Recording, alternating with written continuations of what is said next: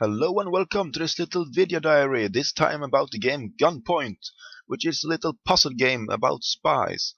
Now this video will be my impression of the game after completing the main campaign, which took me around 3 hours, which is a bit short. So this game is about spies, but not like James Bond, but more like corporate spies with big trench coats, and the game actually pulls off the whole spy thing pretty damn good. The story is actually quite interesting and witty and smart and have some turns that you didn't expect. Not to mention that the dialogues are surprisingly enjoyable.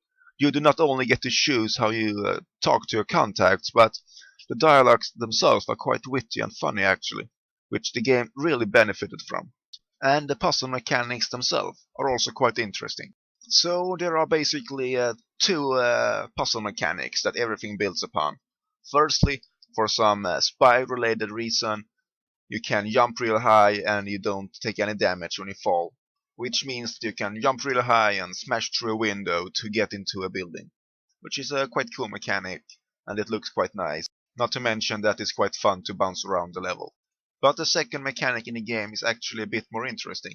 It basically gives you the option to rewire what activates what, which basically means that you can have an elevator button activate a door, or a light button activate an elevator, or a camera activate an elevator, or so on. And the way that most levels in the game are structured is that you at the start of the level only can rewire certain stuff.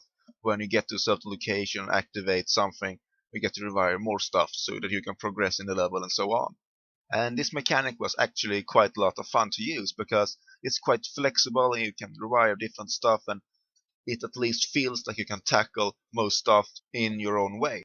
Okie dokie dokie, so does the game have any problems? Well, yeah, of course it does, every game does. And this game's campaign is a bit short and I didn't feel like the game did all they could do with the mechanics that they had. The game isn't all that hard and most levels are quite small actually. And I felt like the game didn't properly put its own mechanics to the test by making some really difficult or large level. Now, I don't necessarily think that they should add more levels to the main campaign. I mean, the main campaign was quite nice and the story was good and it didn't in any way overstay its welcome. But this is a puzzle game, so I see no reason why they couldn't have added some challenge levels or bonus levels, or call it whatever you want, something extra beside the main campaign without any story elements in it.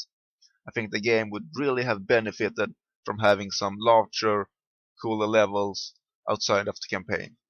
Now, to be fair, the difficulty kind of depends on how you play the game. You can play it lethal or non-lethal, or try to stay undetected, or just bounce on everyone and hit them. And depending on your play style, the difficulty will vary. But I don't think that takes away from what I just said with lack of larger levels and so on. And lastly, I would just like to mention that the autosave function, I had no problem with it until the last level where it forced me to replay a couple of minutes over and over again, and it was kind of annoying. But that's my impression of this game. Thank you for watching. Bye bye.